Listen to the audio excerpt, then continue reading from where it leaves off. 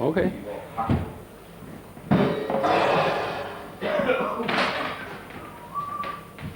Har det hele. Må du spille med en afrevne nej?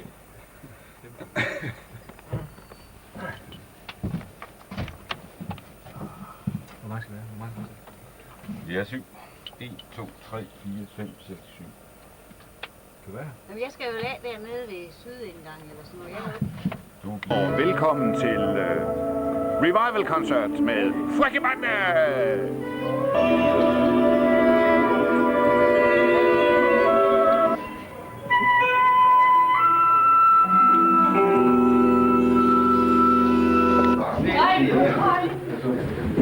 Vældig afstændigt. Jeg kan jo se, hvis du har lyst. Ja, jeg skal lige have.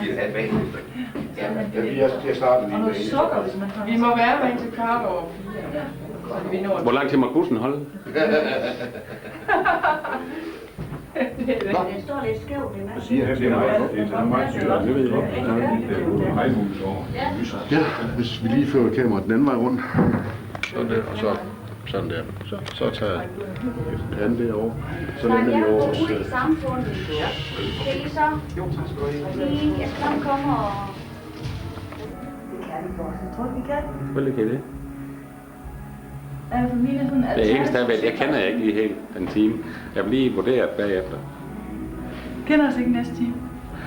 Nej. Er det stemmeprøve, eller hvad? Ja.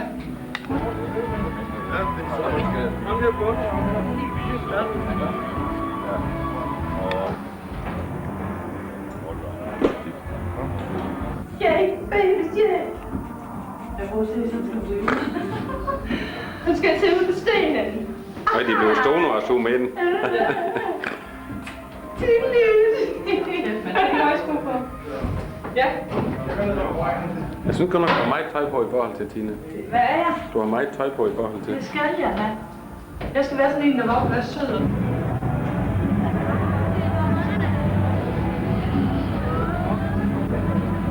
Mit einer Band des schwarzen Zeit der Hatterslev. Freche Bande trinken nur die toten Tante. Und sie spielen der Unterhosen aus die Frauen über 30. Pass auf, jetzt kommt Freche Bande! Ja!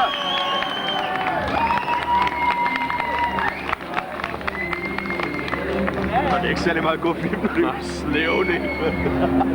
De gamle. Ja, de gamle.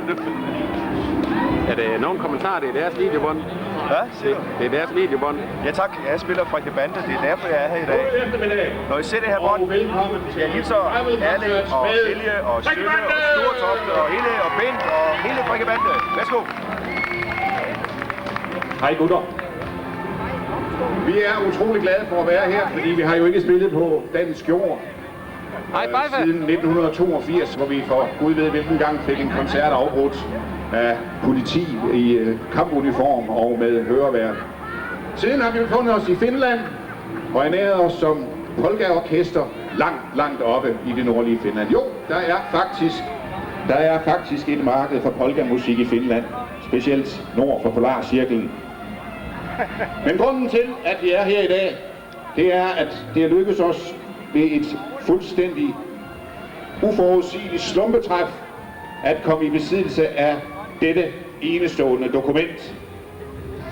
En aften, hvor vi var snedet inde i en lille lappehytte langt oppe i den finske tundra i en forrygende snestorm, fandt vi i Tellebrosens skær dette forunderlige dokument, som er selve årsagen til, at Frække Bande i dag igen står på en dansk scene og oven i købet her på Kløften Festivalen.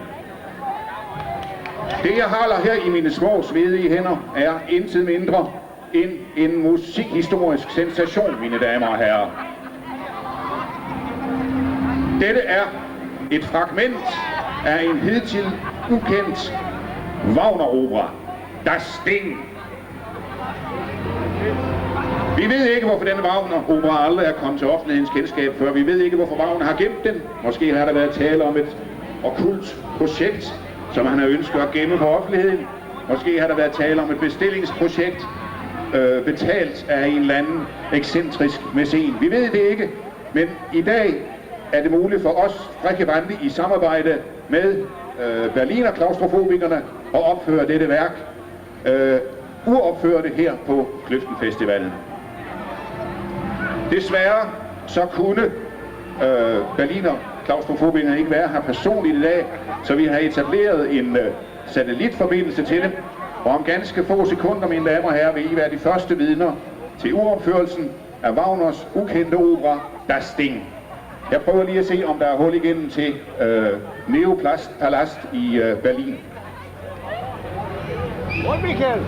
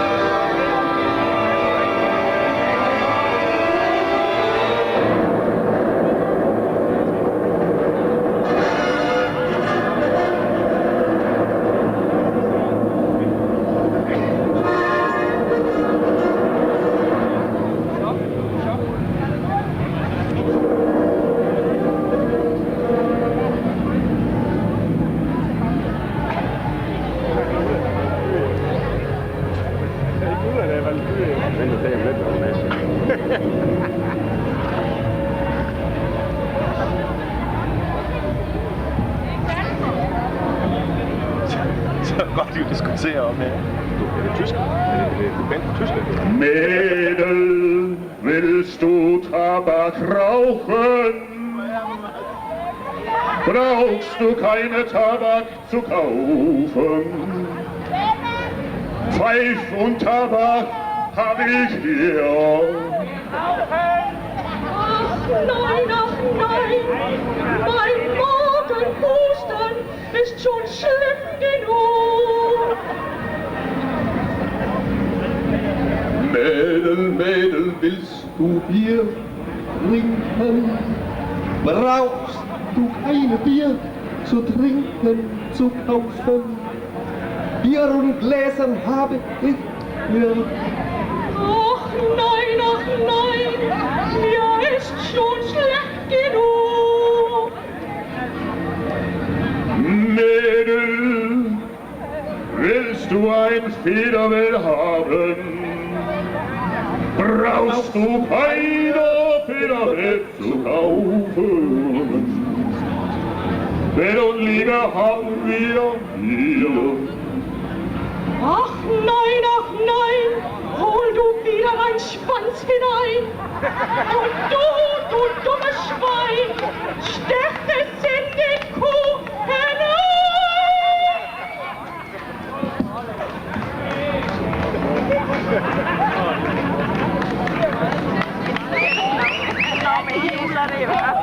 De gamle bedste, de er stadig de bedste.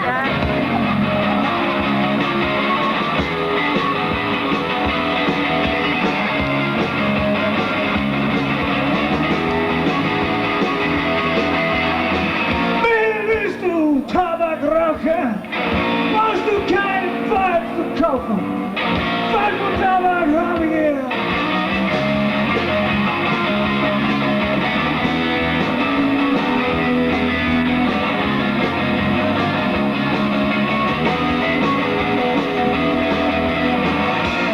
Willst du ein Bier trinken? Brauchst du kein Bier zu kaufen?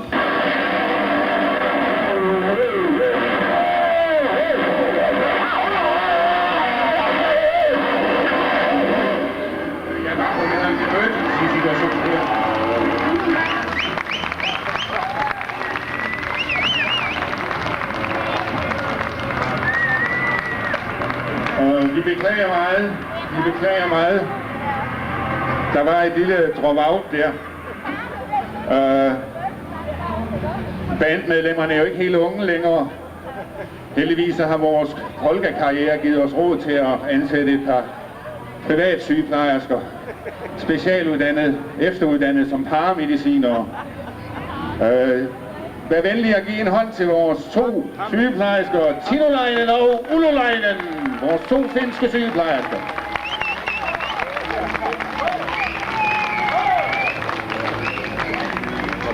Der skete desværre det, at Bent Kiel her måske har fået en kop kaffe for meget til morgen, så bliver han sådan lidt urolig. Han har fået noget beroligende nu, og det vil sige, at vi kan gå videre med det kulturelle program her i eftermiddag. Det er jo sådan, at udover fremragende musikere i Frækkevande, så har vi også en poet iblandt os. Saxofonisten Jeppe Christensen har en litterær åre, og han har gennem årene samlet poetiske indtryk. Og jeg håber, I vil tage godt imod ham. Vores finsk-melankolske huspoet, Jeppe Christensen.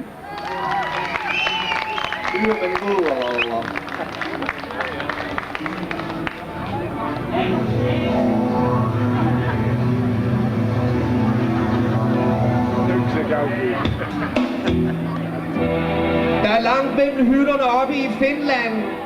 FB spiller op og spiller ud og bidrager bevidst. Mine damer og herrer, med lidt svalende ligegyldighed.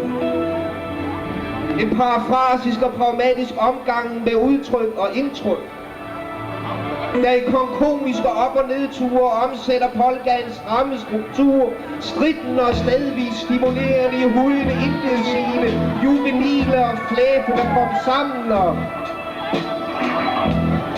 lidt svalende ligegyldigheder, der er langt mellem hytterne oppe i Finland.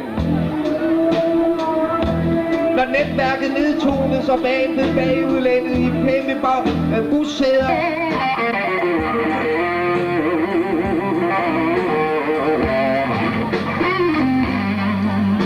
Okay, det var her. Så se på søster.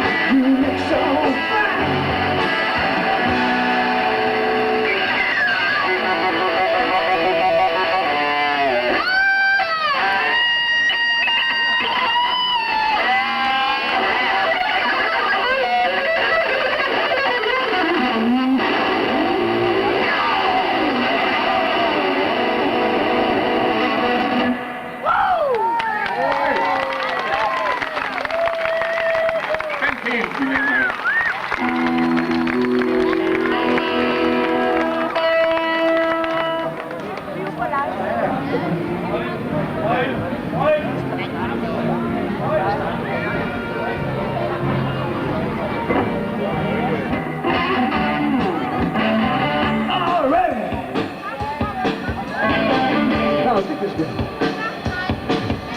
don't care for me, I only care about that. Got a new fool, I like it like that. I'm only one building this side. Let me stand next to you. Let me stand next to you. Let me stand next to you. Let me stand next to you. Let me stand next to you. Run the woman out. You stop like this, okay? You say your home ain't home, it ain't my concern. Stay with me, and you won't get them. I'm only watching this side. Let me stand next to you. Stand next to you. Let me stand next to you. Let me stand next to you. Let me stand next to you. Let me stand next to you. Rub over there. Let me stand next to you. Yeah, you know what I'm saying.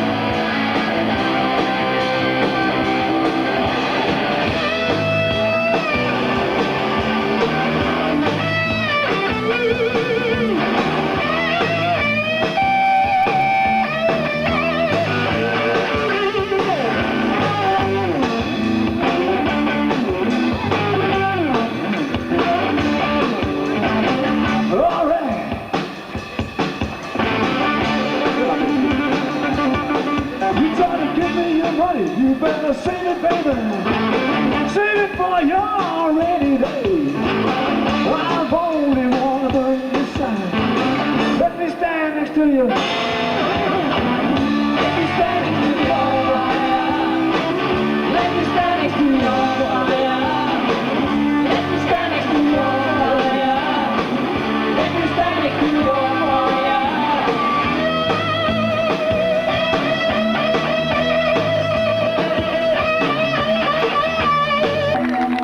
Helt på guitar, mine damer og herrer.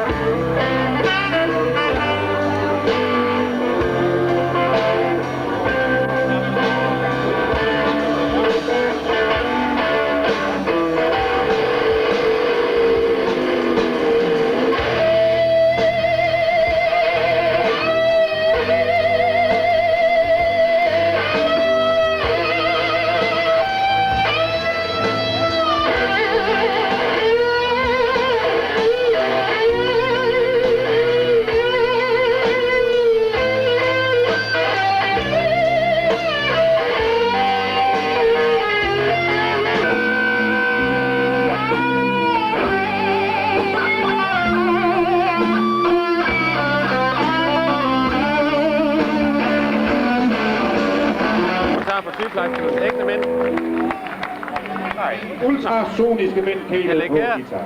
Nej, det er overrystende. Det var jo 4 kompositioner af en vis Jimi Hendrix. Vi hørte i rap her først. Foxy Ladies of Fire og... hvad var den tredje? Først var det Wethouse, bare på dansk, så var det Foxy Lady, og så var det Fire, og så var Little Wing, ja. Ja.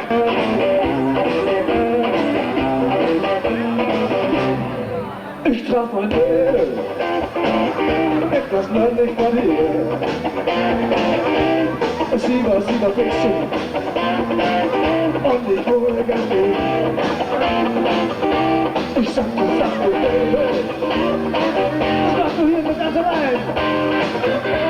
Sagt ihr und ihr so ich dachte, ich hätte ich war schon zu früh. Ich sagte, Baby, machst du hier ganz allein? Doch dir keine Nummer, will nur mit dir sein.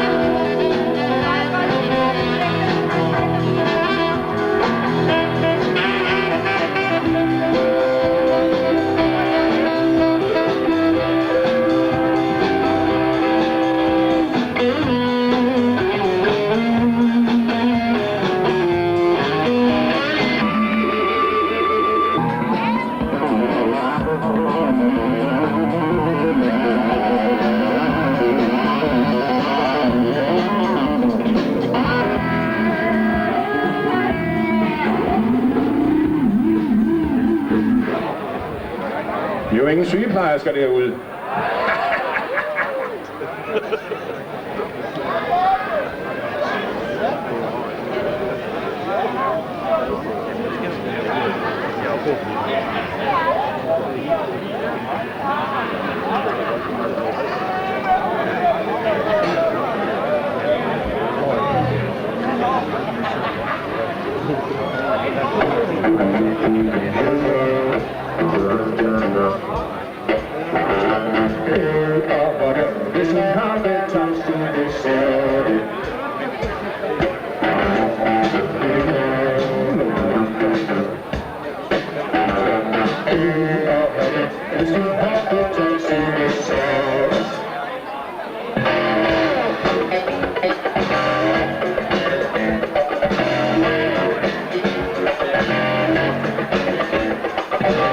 Jamen onkel Møller, hvad er I regner? Hvis du gerne kunne holde og give mig lov til shake, shake, shake. Shake, shake, shake. Shake, shake, shake. Shake, shake, shake.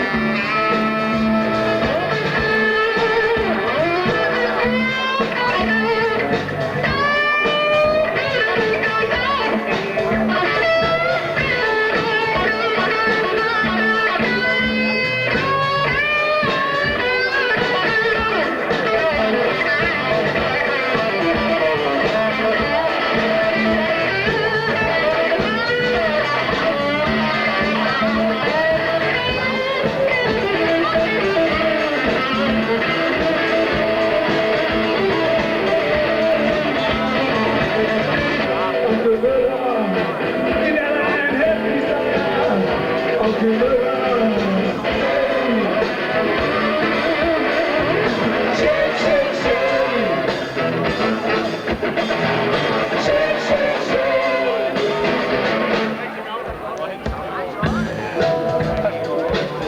mine damer og herrer, nu er tiden kommet, hvor The Two Hormonets ro på, men The Two Hormonets vil nu gå på scenen. De har i forløbende 3 kvarter ydet kvalificeret omsorg til folkemusikerne heroppe på scenen. Nu er det jeres tur. Lad os give The Two Hormonets en velfortjent hånd. Vi vil nu introducere Shake 2000, hvilket vi regner med bliver dette århundredes kultdans. The Two Hormonets vil nu med deres kompetente koreografi instruere jer, der som I måtte have lyst til at følge med. Så kører Shake 2000.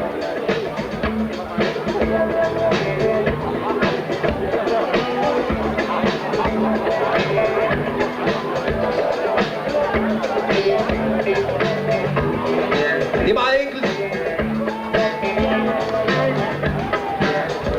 Ja, du har fat i det derovre, kan jeg se. Ja.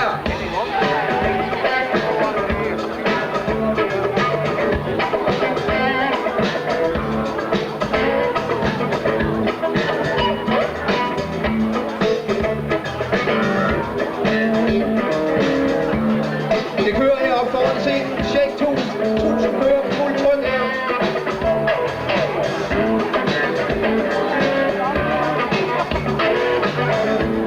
Det er den såkaldte breast shake.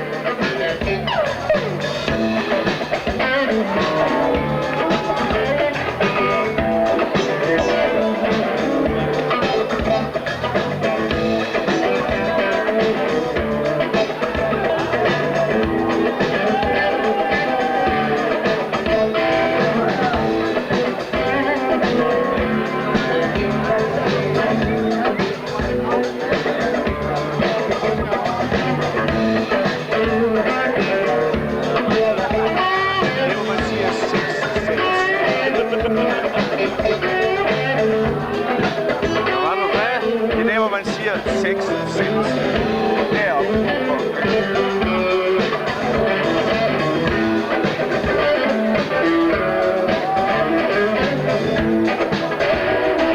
Lige præcis denne del her, det er det segment af dansen, der er virkelig god, hvis man har en partner, som det nu bliver demonstreret.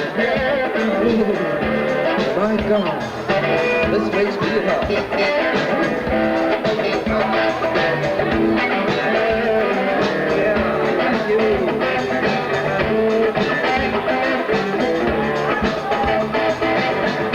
Onkel Møller, du er en guddommer. Onkel Møller, det der er en hæftig steg. Onkel Møller, og giv mig lov en ekstra gang. Onkel Møller, shake, shake, shake. Shake, shake, shake. Shake, shake, shake.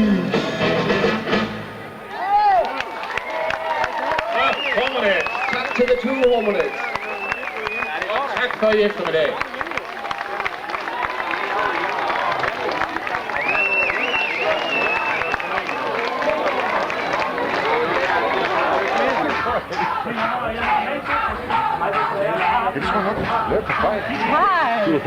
Hej Ole! Er du syg, skat? Nej, det er det. Jo. Altså. Meget hurtigt, Thomas. Ja. Ja. Nogle kommentarer? Nej, ikke endnu. Jeg synes, det var en meget god koncert. Jeg synes, det var meget godt. Sangerinerne kunne jeg godt lide. Ja.